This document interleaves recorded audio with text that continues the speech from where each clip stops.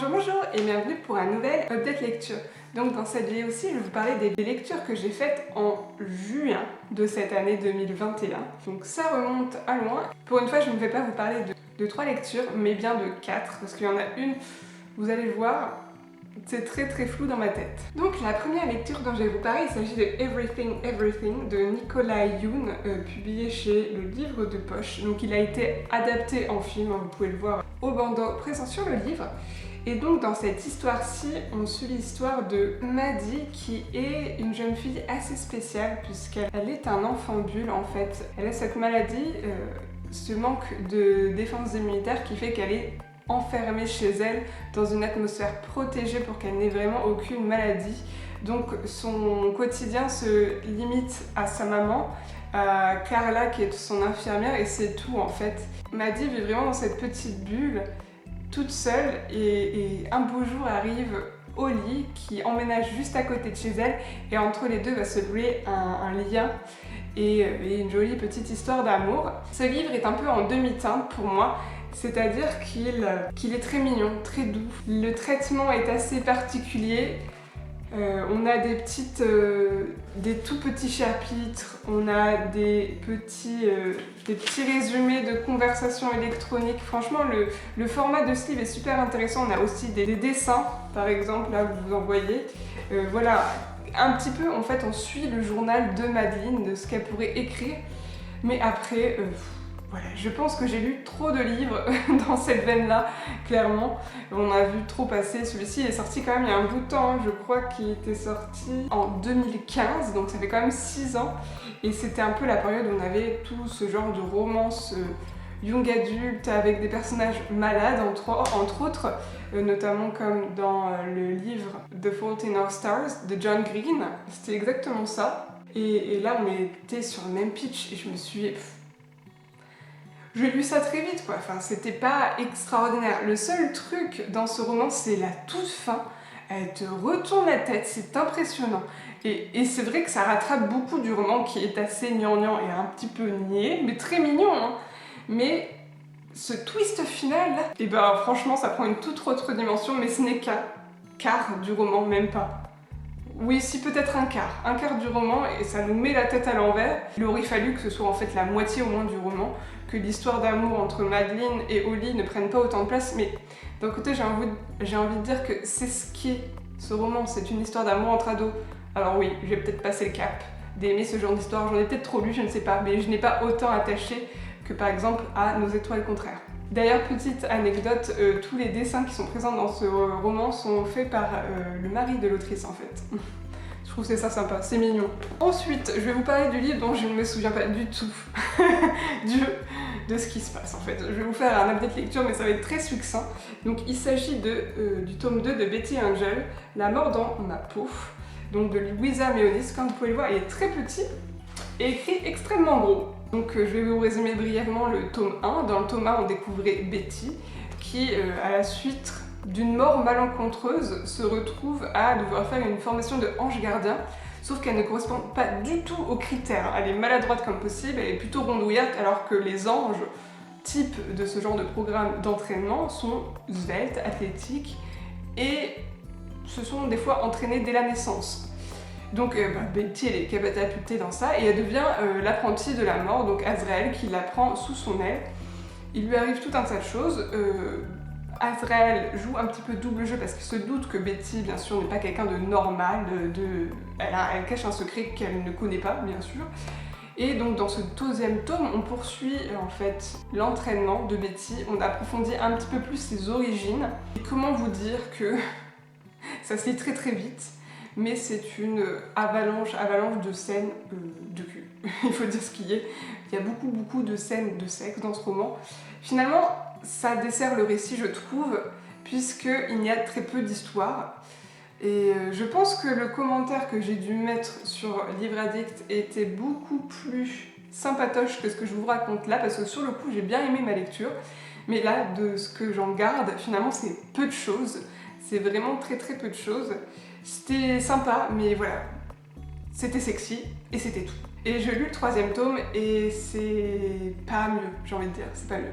Donc je sais pas si je terminerai la série, parce que finalement je me rends compte que je cherche un petit peu plus de fond que juste une histoire de fesses entre anges. Ensuite, encore une romance, hein, j'étais dans la période romance, faut croire à ce moment-là. Il s'agit de Je peux très bien me passer de toi de Marie Vareille. Donc dans cette histoire, on découvre Chloé et Constance, qui sont deux copines qui font partie d'un club de lecture centré sur Jane Austen, je crois que c'est ça. C'est vraiment leur passion commune et elles sont toutes les deux très différentes. Chloé est une jeune femme qui croque les hommes, qui croque la vie. Elle bouge tout le temps, elle est très extravertie. Elle a un rêve, mais qu'elle ne met jamais en branle, c'est d'écrire un bouquin. Elle trouve jamais le temps. Elle est toujours accaparée par autre chose. De l'autre côté, on a Constance qui, elle, est un peu l'opposé de Chloé. Elle est très discrète, elle rêve beaucoup, elle est très introvertie. Et elle, ce qu'elle voudrait, c'est avoir une histoire d'amour avec quelqu'un, trouver quelqu'un en fait. Sauf qu'elle est tellement dans son monde qu'elle n'y arrive pas. Elle n'arrive pas à sortir. Et donc, elles vont faire un pacte toutes les deux, Chloé et Constance. Et Constance va envoyer Chloé chez son oncle, perdu dans la cambrousse bordelaise, pour finalement écrire ce fameux roman, qu'elle ait enfin le temps de se poser et d'écrire ce roman. Et de l'autre côté, Chloé met en gage à Constance de coucher avec un petit peu le premier venu et de ne pas se lancer dans une histoire d'amour vraiment très profonde.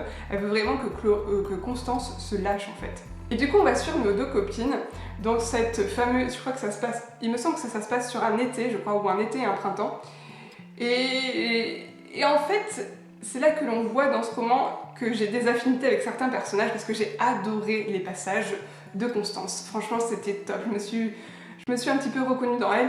Bien sûr, elle est caricaturale dans le sens, elle est hyper introvertie et tout, mais elle est juste trop drôle, elle a des réflexions excellentes. Quand c'est son passage, c'est des extraits de son journal, donc avec la date et tout, et en fait, c'est vraiment brut de décoffrage, genre, elle couche ses pensées sur le papier et c'est juste trop drôle à lire. Et de l'autre côté, on suit Chloé, avec laquelle j'ai moins attaché.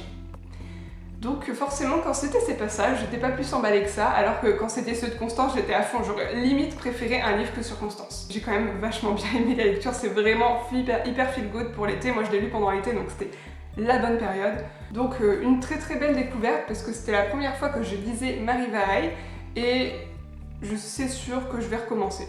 Et enfin, le dernier livre dont je souhaiterais vous parler, il s'agit du deuxième tome de la saga Les Stagiaires de Samantha Bally, à durée déterminée. Donc c'est un deuxième tome, mais pour moi qui peut se lire un petit peu indépendamment, parce que même si on retrouve les mêmes personnages, l'histoire est quand même bien ancrée avec une date et une fin. Dans cette histoire-ci, on redécouvre Ophélie qui, donc après son stage à Pixies, a réussi à décrocher un CDD.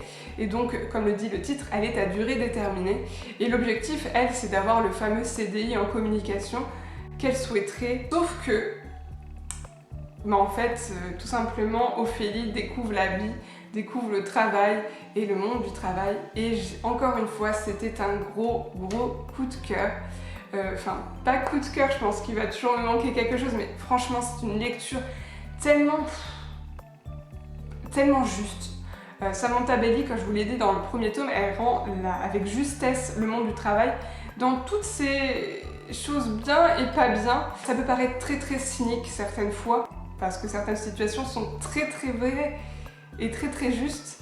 Et quand tu y es en tant que jeune travailleur, eh ben tu te reconnais. Il n'y a pas d'autre mot. Enfin, on voit les gens qui sont désabusés parce que eux, ça fait 10 ans qu'ils ont à faire face à certaines situations. Et aussi on parle de choses du coup très importantes. On parle notamment de dépression, de peur de l'échec, de naïveté face à certaines situations et de cynisme. Vraiment de ce que la société du travail peut apporter comme cynisme chez les personnes. Et j'ai trouvé ça très juste. Il n'y a pas d'autre mot. J'ai encore adoré Ophélie qui devient malheureusement beaucoup moins naïve au fur et à mesure du temps qui passe, mais qui reste tellement attachante, elle est tellement pleine d'espoir. C'est un personnage vraiment trop choupiné, je trouve. Et dans ce tome-ci, on découvre Samuel en fait, qui est aussi en CDD à Pixies en informatique. Et Ophélie en fait se prend un petit peu, on va dire, d'amour-amitié pour ce garçon qui lutte, franchement, qui lutte avec lui-même. Il est perdu en fait, il est clairement perdu. Et on voit le spectre de la dépression à travers son personnage que je trouve très bon. Il est vraiment très bien écrit, même si je ne m'attache pas forcément à Samuel, mais on est touché. On est touché parce que tout ce qu'il pourrait vivre, n'importe qui pourrait le vivre dans le futur. Et enfin voilà, c'est très très juste encore une fois, donc j'ai très très hâte. C'est très pas français, mais c'est pas grave. J'ai vraiment hâte de lire le 3e tome et je suis triste en fait d'un côté de le lire parce que cette chronique-là du monde du travail actuel est juste trop réaliste et si bien écrite. Donc voici pour un update lecture. Si jamais vous avez lu un ou plusieurs de ces livres, n'hésitez pas à me dire ce que vous en pensez en commentaire. Si vous avez des suggestions de lecture qui y ressemblent, en commentaire également. Et moi je vous dis à bientôt dans une prochaine vidéo et bisous bisous.